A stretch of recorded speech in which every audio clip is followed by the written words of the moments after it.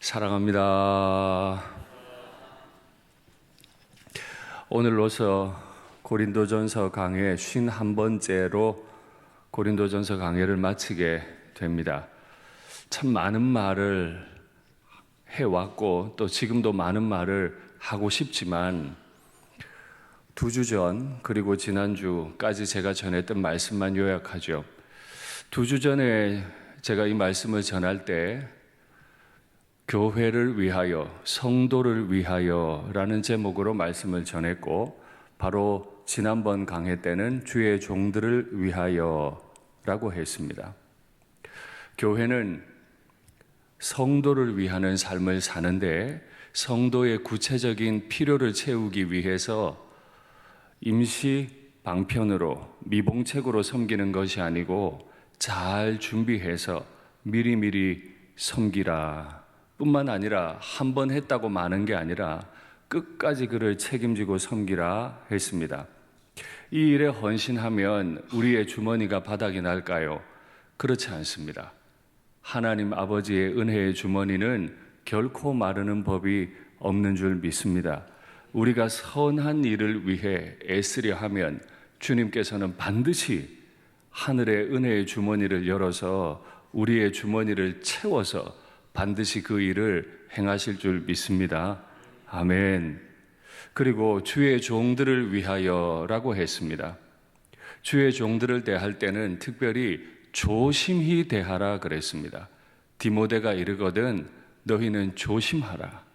조심하라는 말을 반복했는데요.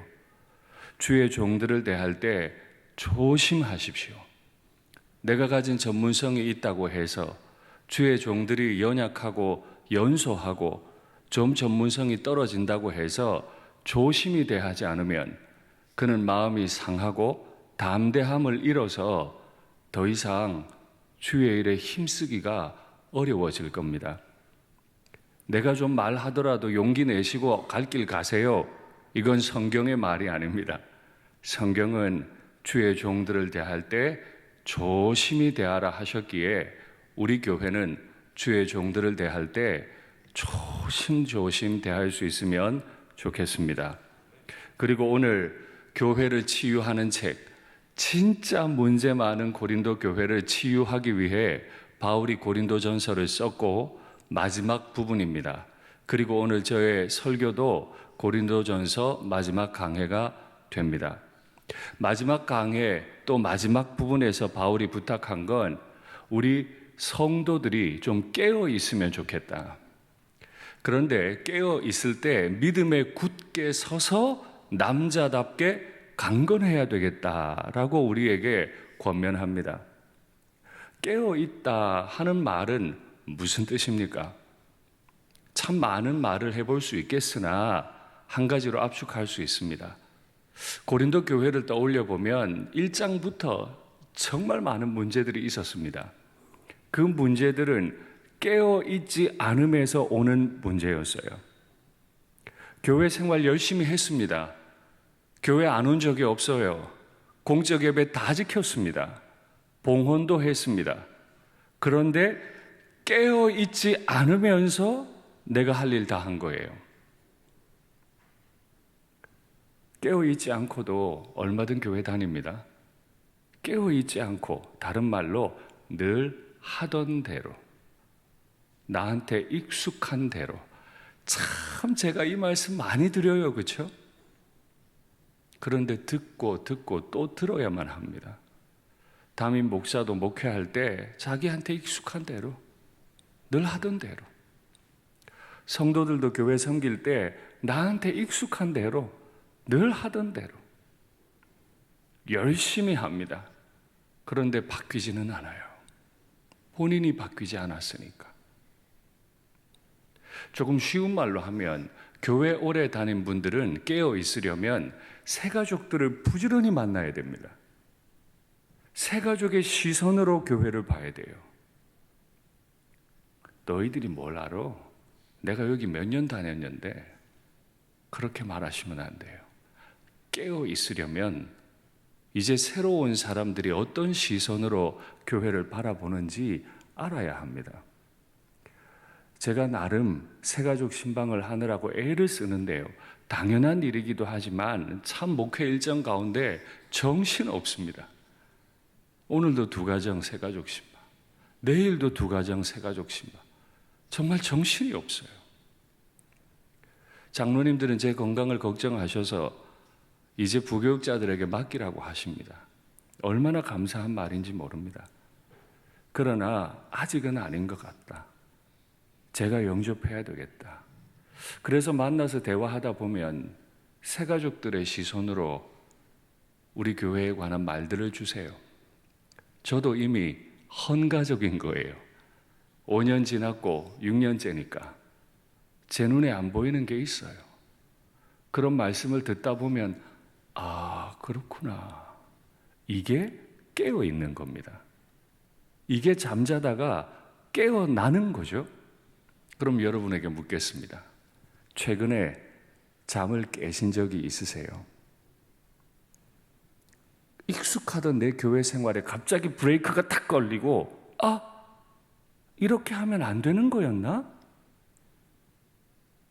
생각해 보셨습니까? 그런 경험이 있으십니까? 그래야 교회 생활 잘하는 겁니다. 브레이크 걸리는 게 없고 그저 내 마음대로 잘 풀려나가는 게 잘 되는 게 아니라 브레이크가 한번 걸려서 아, 이 방식 말고 다른 방식이 있을 수 있구나. 그래야 교회에 문제가 안 생겨요. 믿음에 굳게 서서라고 했습니다. 의외로 교회를 열심히 다니지만 믿음에 서 있지 않는 경우가 많아요. 15장 1절에서 제가 말씀드릴 때 내가 너희에게 전한 복음을 알게 한다라는 표현을 썼어요. 고린도 교회인데요. 은사도 엄청 많이 받았는데요. 왜 복음을 다시 알게 하죠? 은사는 받았는데 복음을 몰라. 교회는 부지런히 다니는데 교회 다닌다는 의미를 몰라. 그래서 사도 바울이 다시 복음을 전해야만 하는 상황이 된 거예요. 교회는 다니는데 믿음 없이 얼마든 다닙니다. 담임 목사라는 직분이 제 믿음을 담보하지 않습니다. 교회 몇 년 다녔다는 것이 우리의 믿음을 담보하지 않아요. 공적 예배 매일 나왔다. 이게 우리의 믿음을 담보하지 않습니다. 오히려 신약 성경은 열심히 나오는 사람들이 믿음 없는 경우를 더 신랄하게 비난하죠. 사복음서에 보면 바리새인, 서기관, 사두개인, 제사장의 무리들, 그들은 밤이나 낮이나 율법 연구했습니다. 밤이나 낮이나 교회에 있었어요. 그런데 그들은 독사의 자식들이었어요. 그러니 제발 나 자신이 믿음이 있는 사람인가? 복음을 알고 있는가? 돌아보셔야 해요. 그래야 우리 교회가 고린도 교회 안 됩니다. 담임 목사가 깨어 있고 믿음 가지고 직분자들이 깨어서 믿음을 가져야 우리 교회가 고린도 교회가 안 돼요. 강건하라. 강건하는데 기준은 남자답게 강건하라.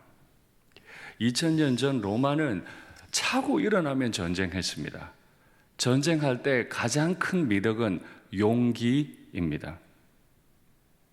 그 군인이, 그 남자가 적을 만나서도 백전불태하려면 똑똑하기도 해야 하지만 용기가 있어야 하죠.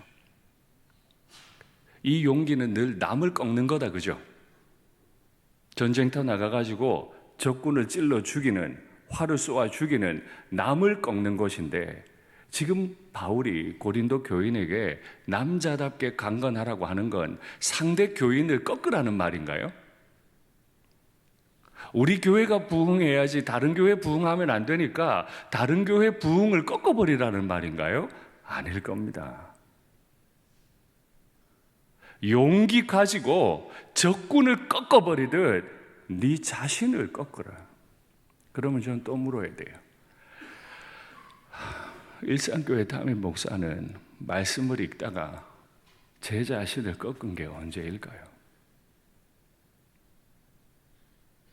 이런 질문들을 제가 드릴 때 여러분 마음으로 깊이 받으셔야 돼요. 여러분들께서는 이 존귀한 복음, 주님께서 이 땅에 세우신 하나님 나라의 항공모함, 이 교회를 위해 나 자신을 확 꺾은 게 언제십니까?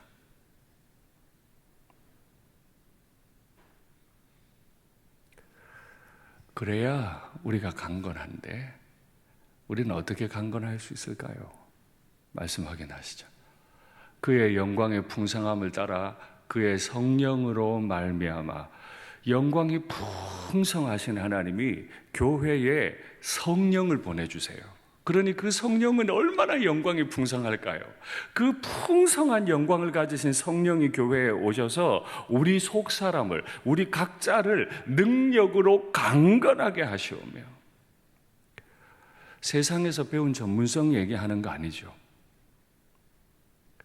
세상에서 가져온 배경이나 돈을 말하는 게 아니에요. 하늘 아버지가 가지고 계셨던 그 영광의 능력이 우리를 풍성하게 해야 하는데, 이것만으로도 한참 말할 수 있는데요, 그냥 하나만 얘기하죠. 하늘의 영광이 내 안에 가슴 벅차게 영광스럽게 찬 것이 언제입니까? 언제입니까? 이 좁아 터진 마음에 그 풍성한 하나님의 영광이 임재하면 이 영혼이 감당이 안 될 텐데, 이 감당 안 되는 은혜를 경험한 게 언제입니까? 그러니까 오늘 직분자들은 기도하실 때요, 아버지요, 오늘 하늘 영광이 내게 부어지게 하옵소서. 내 지식, 내 경험, 내 능력 말고, 내 전문성 말고 하늘의 영광과 그 능력이 내 영혼을 압도하옵소서. 어떻게 하면 성령의 능력이 우리에게 충만하게 임할까요? 그냥 소리 높여 기도하면, 방언으로 기도하면, 고린도 교회 방언이 너무 많아 문제였는데, 도대체 어떻게 해야 우리는 성령으로 충만해지고 그 영광과 능력으로 풍성함을 경험할 수 있나요? 성경이 가르쳐 준 대로 하면 될 텐데, 에베소 5장 말씀 확인하시죠. 그런즉 너희가 어떻게 행할지를 자세히 주의해라. 이 세 가지 동사에 주의하셔야 됩니다. 자세히 주의해라. 내가 어떻게 말하고 어떻게 행동해야 될지를 자세히 주의해야 돼요. 두 번째, 지혜 없는 자 같이 하지 말고 지혜 있는 자 같이 하여 세월을 아끼라. 주의하는데 세월을 아껴라. 세월 아껴 공부 열심히 해라, 지금 이런 얘기가 아니에요. 세월 아껴 그 시간에 뭐 할까요? 때가 악한데 그러므로 어리석은 자가 되지 말고 주의 뜻이 무엇인가 이해하는데, 한 번만 이해하는 게 아니라 매일매일 주의 뜻이 무언가, 우리 일산교회를 향해 이 사역을 향한 하나님의 뜻이 무엇인가 이해하려고 해야지, 그건 아니에요. 내가 알기로 그건 아니에요. 이렇게 생각하는 순간 그 생각 속에 주의 뜻이 들어갈 수 있습니까? 아니죠. 불편해요. 교회 생활 잘하려면 진짜 불편해요. 끊임없이 생각해야 되니까. 10년, 20년 내가 교회 생활한 방식이 있는데 그것대로 못하고 자꾸 물어봐야 되니까 그렇게 시간이 많이 걸리고 힘이 들어요. 교회 오래 다니신 분들께 여쭙습니다. 힘드세요? 내 속도대로 안 하기 위해서 자꾸 브레이크 걸리는데 힘드세요?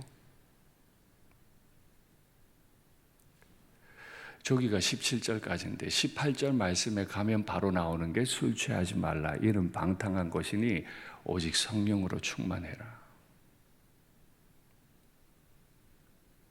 술에 취하듯 성령에 취하기 위해 이 세 가지 15절, 16절, 17절 이 세 가지대로 행해야 합니다. 그래야 우리가 성령으로 충만하고 성령의 능력을 입어 남자답게 강건하게 교회를 섬길 수 있습니다. 오늘 이것만 가지고도 기도해야 할 일이 너무너무 많아요. 바울은 이어서 말하기를 너희는 서로 사랑으로 모든 걸 하면 좋겠다. 이 말이 뼈 아픕니다. 고린도 교회는 1장부터 분당의 문제 때문에, 당쟁의 문제 때문에 심각했습니다. 우상숭배가 있었죠. 교회 안에 성도들끼리 음행을 했어요. 마음이 안 맞아가지고 성도들끼리 막 계속 소송을 걸어요.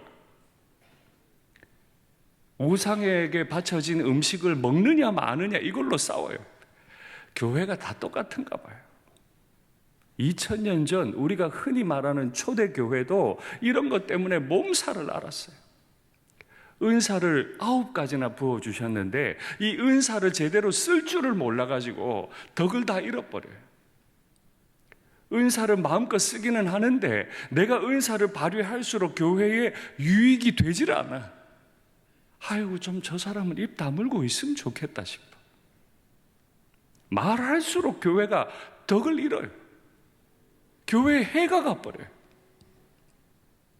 왜 이런 문제가 생겼다고요? 사랑으로 하지 않아서.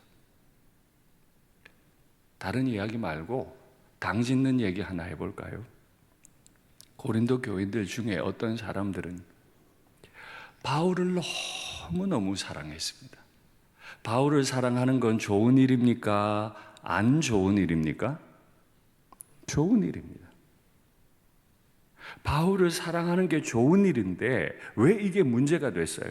베드로, 아볼로를 안 사랑해요. 아볼로를 사랑하는 사람들이 있었어요. 아볼로 사랑하는 건 좋은 일입니까? 안 좋은 일입니까? 좋은 일이에요. 그런데 바울과 베드로를 안 사랑해요. 베드로는 사랑하는데 바울과 아볼로를 안 사랑해요. 이 교회는 사랑이 있는 교회입니까? 없는 교회입니까?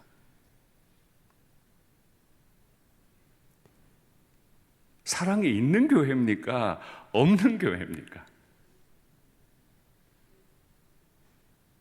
난 사랑하고 있습니다라고 말하고 싶을 거예요.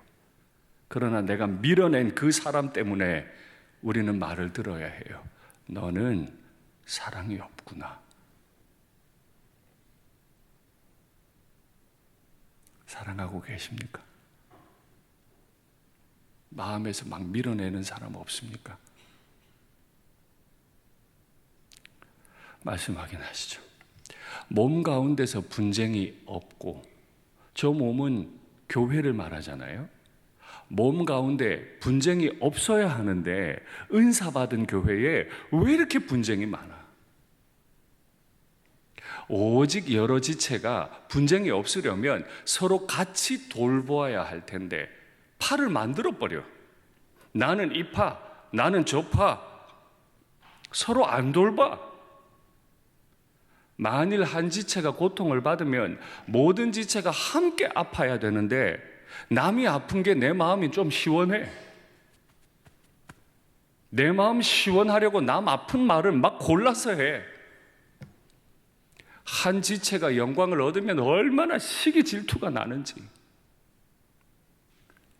한 지체가 영광을 얻으면 모든 지체가 함께 즐거워야 될 텐데 겉으로는 축하합니다 하지만 속으로는 질투가 나요. 그만하면 괜찮아요. 근데 그 질투가 표가 나요. 뭐라도 끄집어내리고 싶고. 왜 교회에 은사도 많고 똑똑한 사람도 많고 재정도 많은데 왜 교회에 자꾸 이런 분쟁이 일어나나요? 내가 사랑이 없는 게 아닌데 왜 나는 바울만 사랑하고 베드로와 아볼로는 자꾸 밀어내고 싶은 거죠? 왜 그런 거예요? 고린도 교회 도대체 왜 이렇게 행동하는 거죠? 바울이 이 편지를 끝내에 있어서도 제발 사랑. 생각보다 이 사랑의 문제는 심각한 문제였어요. 어떻게 고린도 교회는 이렇게 어려움을 당하게 됐습니까? 말씀 확인하시죠. 믿음으로 말미암아 우리가 믿음이 없었어요. 예수님이 어떤 분이신지, 교회가 얼마나 거룩한 곳인지, 예수님이 이 교회를 이 땅에 세우시려고 당신의 피를 흘렸다는 사실을 잊어버려요. 큰 소리 나는 걸 대수롭게 여겨요. 다투는 걸 대수롭게 여겨요. 믿음 없는 거예요. 교회의 주인을 모르는 거예요. 교회가 어떻게 이 땅에 존재하는지 모르는 거예요. 그리스도께서 너희 마음에 계시게 하시옵고 너희가 사랑 가운데서 뿌리가 박히고 터가 굳어져서. 뿌리는 내렸는데 그 터가 사랑의 터가 아니에요. 내가 이 교회 오래 다녔는데, 그래서 뿌리 내렸는데 아무도 나 무시 못할 정도 됐는데, 내가 이 교회 담임 목사인데 내가 뿌리 내렸는데, 이야 이제 일산교회 담임 목사 만 5년 지났구나. 목회자들끼리 하는 말이 있어요. 5년만 버텨라. 5년만 버텨라. 뿌리 내린다는 거죠. 예. 사람들끼리는 그런 말 할 수 있을지 모릅니다. 그러나 주님은 아시죠. 윤 목사 네가 뿌리는 내렸다마는 사랑으로 내렸니?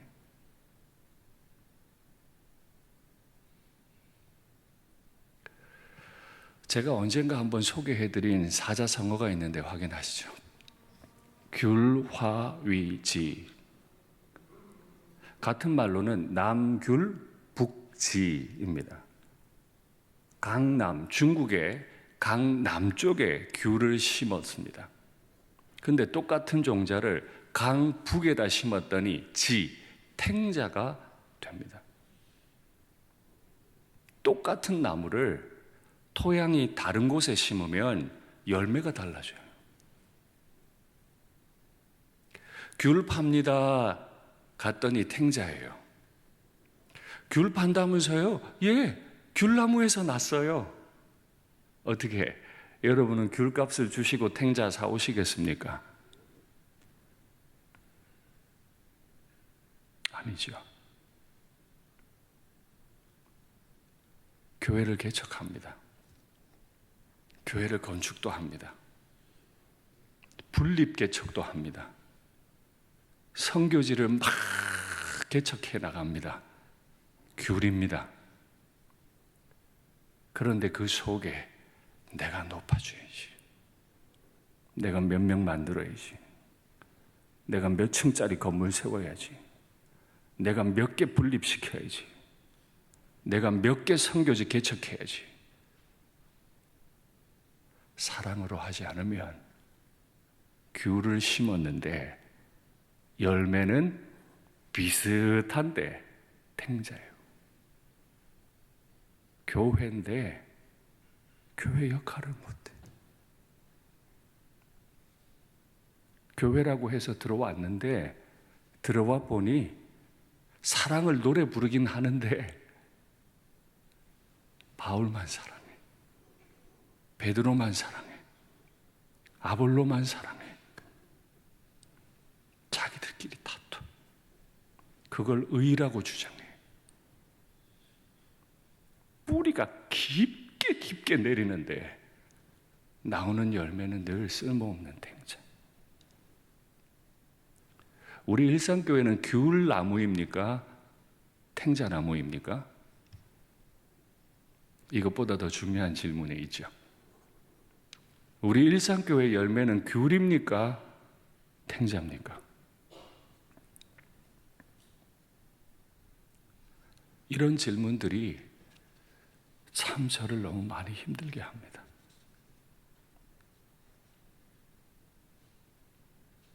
끝까지 고민이 되잖아요. 열매가 나와 봐야 하는 거잖아요.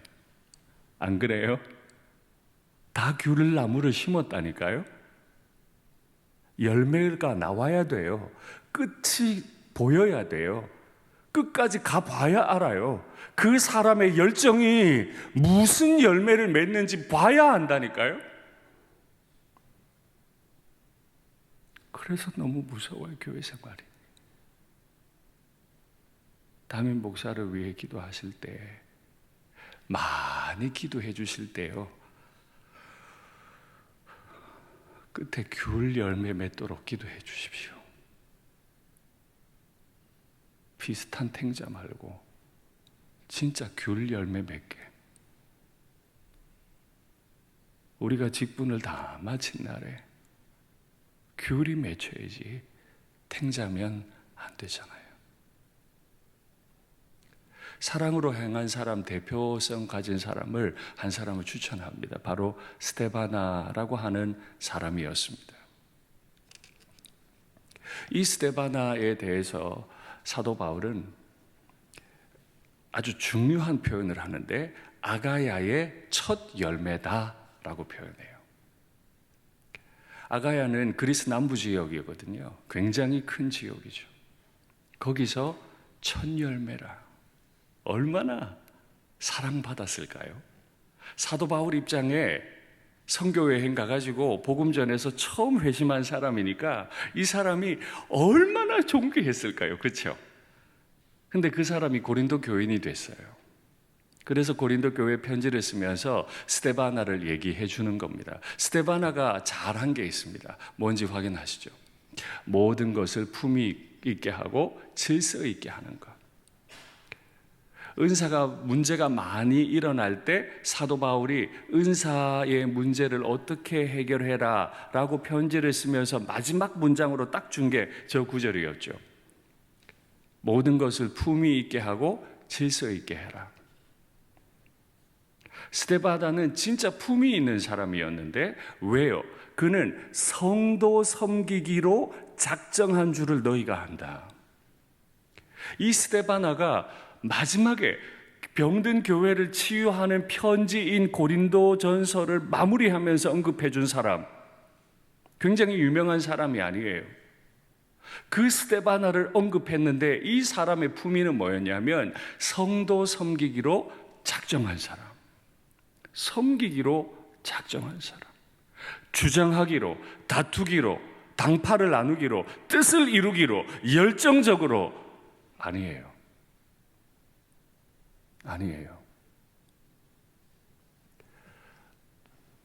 김창옥이라고 하는 아주 유명한 강연자가 계시죠. 그분이 하는 말을 우연히 듣게 됐는데 제 마음을 때렸어요. 왜냐하면 저에게 해당되는 말이었거든요. 말에 관한 이야기였는데, 품위 있는 말에 관한 거였어요. 품위 있는 말. 근데 이 각 세대마다 품위가 달라요. 말의 품위가 다른 거예요. 20대, 30대의 말의 품위는 똑똑한 거예요. 똑부러지게 말하는 거예요. 20대, 30대가 흐리멍텅하지 말고 좀 똑부러지고 자기 주관도 있는 거. 이게 품위 있는 20, 30대의 말이라. 근데 그 다음이 문제예요. 50대부터는 이러는데 이제 제가 해당이 되잖아요. 제 나이를 알고 계신 분은 아직 제가 2달 더 있어야 50이 된다는 걸 아시겠다. 50대의 품이 있는 말의 기준은 뭔지 아세요? 똑부러지는 말? 똑똑한 말? 합리적인 말? 아니고 너그러운 말. 너그러운 말. 여기 저보다 연세 높으신 분들에게 여쭙습니다. 너그러우십니까? 자꾸 판단하려 하십니까? 일반 사회에서도 그렇다면 사랑으로 행해야 하고 성도를 섬기기로 작정한 자의 품위가 합리적입니까? 맞습니까? 그게 옳습니까?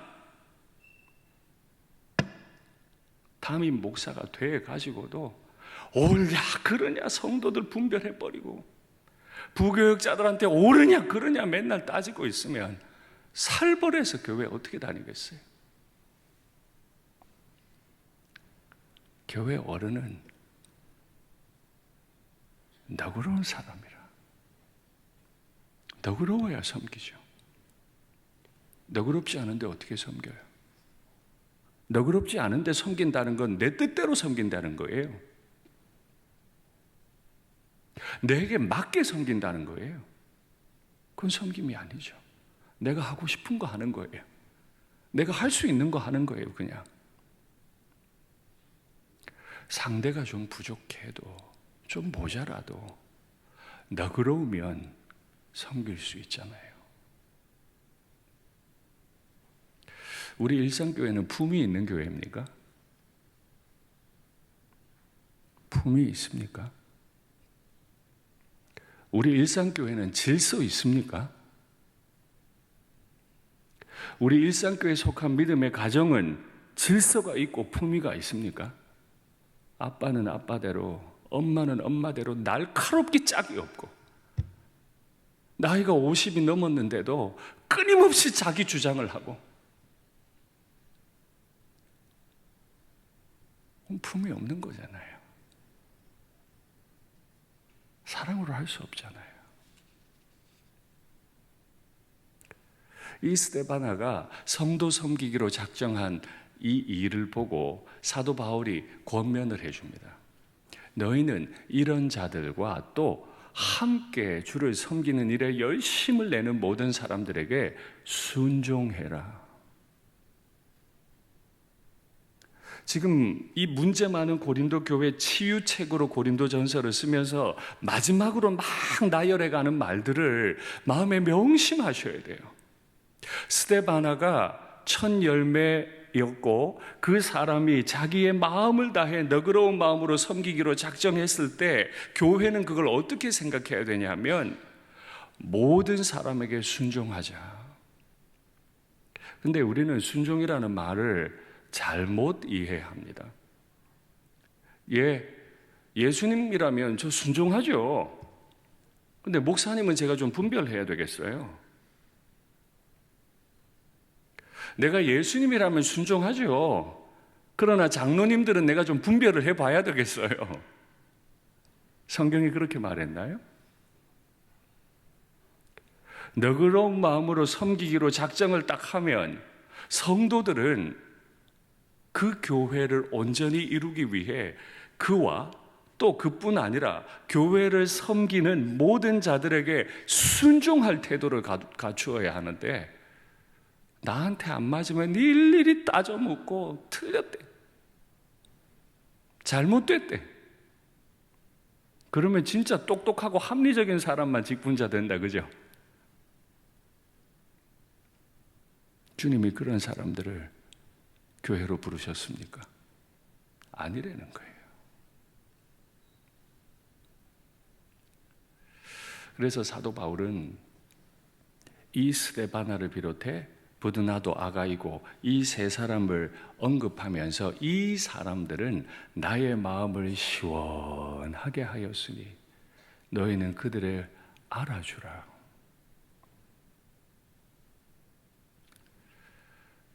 교회를 위해 섬기기로 작정하고 품위 있게 일해 가려고 하는 사람들을 알아주십시오.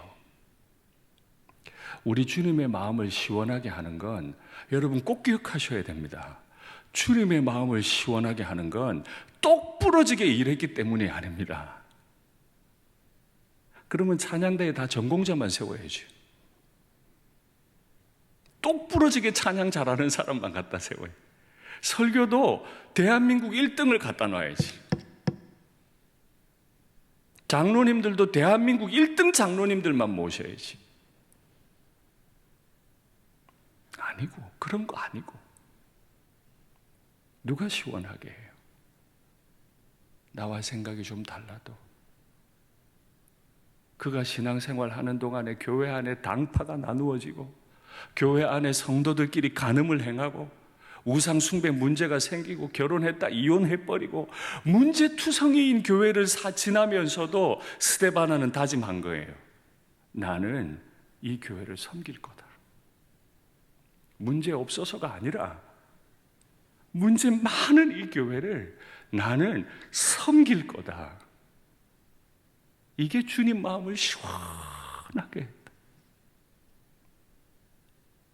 적용해 볼까요?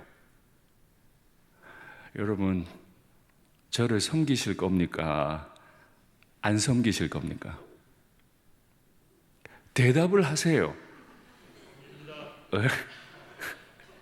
그러면 두 번째 질문. 제가 똑부러지게 잘할 때만 섬기실 겁니까? 다소 실수해도 절 섬기실 겁니까? 그럴 때 정답은 목사님은 실수하지 않는 분이십니다. 이거죠. 예. 안 그러면 살벌해서 목회 어떻게 해요? 그렇잖아요. 실수해도 좀 모자라도 너그럽게 똑부러지게가 아니고 너그럽게 좀 품어주고 섬기는 이 사람. 주님은 이 사람을 보고 내 마음 참 시원하고 좋다. 주님 마음을 시원하게 해드리는 담임 목사 되고 우리 직분자들 되고 우리 일상교회 되면 좋겠습니다. 사도 바울은 그 이후에도 우리에게 중요한 교훈들을 참 많이 해줍니다. 문안이라고 하는 단어를 가르쳐 주는데요. 먼저 이 고린도 교회를 문안하는데 아시아에 있는 교회가 너희를 문안한다. 지도책을 펴놓고 보면요, 아시아로부터 아카야 남부지방에 있는 고린도는 엄청 먼 지역입니다. 요즘같이 SNS가 있지도 않고요, 비행기도 없어요. 대륙이 바다로 갈라져 있기 때문에 배로만 갈 수 있어요. 그런데 어떻게 알았을까요? 아시아 교회가 아카야 남부에 있는 고린도 교회를 어떻게 알았을까요? 바울이 얘기했죠. 이 험한 지역에 교회가 생겼어. 그 집 중에 스데바나의 집도 있다? 이런 교회가 생겼어. 기도 좀 해줄래? 아시아 교회가 막 기도했습니다. 그러면서 아가야에 있는 고린도 교회가 잘 지내는지 문안을 여쭙는 거예요. 지금 바울은 에베소에 있거든요. 에베소는 아시아의 주도입니다. 에베소 중에 이 에베소 교회를 만들 수 있도록 집을 내놓은 사람이 있는데 부부였습니다. 브리스길라와 아굴라 부부였습니다. 그들과 그의 집안이 또 고린도 교회를 문안하는 거예요. 뿐만 아니라 온 교회가 너희에게 문안한다. 그러니 너희도 거룩한 입맞춤으로 서로 문안해라. 문안, 그리고 문안해라. 교회는 어떤 공동체라고요?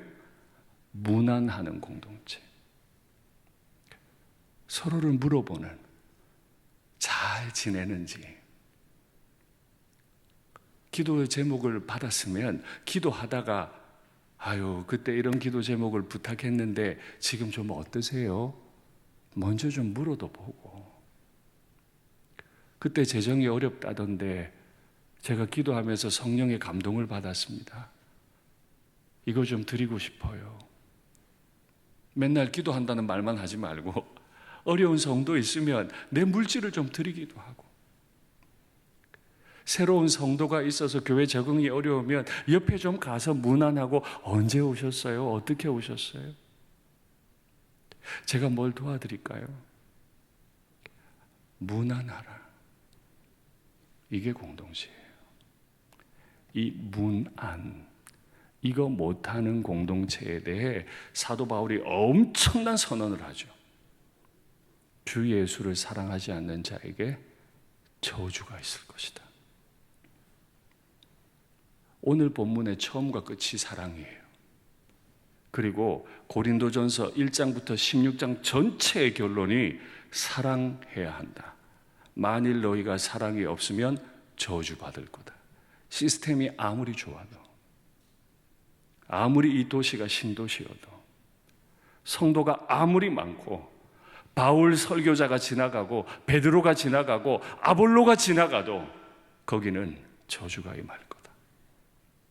사랑이 없으면. 참, 담임 목사 너무너무 설교 못됐게 하죠. 일산교회 담임 목사 사랑이 있습니까? 여러분 한 분 한 분은 사랑이 있습니까? 저주받지 않으려면 우리에게 필요한 게 있습니다. 주 예수 그리스도의 은혜와 나의 사랑이 그리스도 예수 안에서 너희에게 있기를 원한다. 이게 고린도전서 전체 16장의 마지막 절입니다. 그냥 잘 지내 하는 인사로 받지 마시고 1장부터 시작해서 엄청난 문제투성이 될 교회, 그들에게 마지막 전한 말, 문안해라. 서로를 아끼고 물어봐라. 뭘 어려운 게 없는지, 힘든 게 없는지 좀 문안해라. 그렇게 안 하면 주님이 피값으로 사서 주님이 너무너무 사랑하고 있는 이 교회를 사랑하지 않으면 그 교회는 저주가 있을 거다. 그러나 난 원한다. 너희에게 교회의 주인이신 주 예수 그리스도의 은혜가 있기를. 목숨을 버려 너희에게 복음 전했던 내 사랑이 너희에게 그대로 전해지기를 원한다. 말씀을 맺겠습니다. 어떤 교회를 이루기 원하십니까? 우리 중에 누가 이 지역에서 최고 성도 많이 모이는 교회요, 시스템이 완벽하게 갖춰진 교회요 라고 말하겠습니까? 우리도 알아요. 우린 그런 교회 원하지 않아요. 우리가 원하는 건 예수님의 사랑이, 그 영광이 폭포수같이 부어지고 형제들을 너그럽게 바라볼 줄 알고, 형제들을 문안할 줄 알고, 형제들을 섬기려 하는 그런 교회. 그래서 그 누가 우리 교회에 들어와도 이 교회 안에 잘 머물 수 있게 섬겨주는 교회. 그래서 마침내 주님의 마음을 시원하게 해드리는 교회, 그런 교회, 우리 일산교회 되기를 간절히 바랍니다.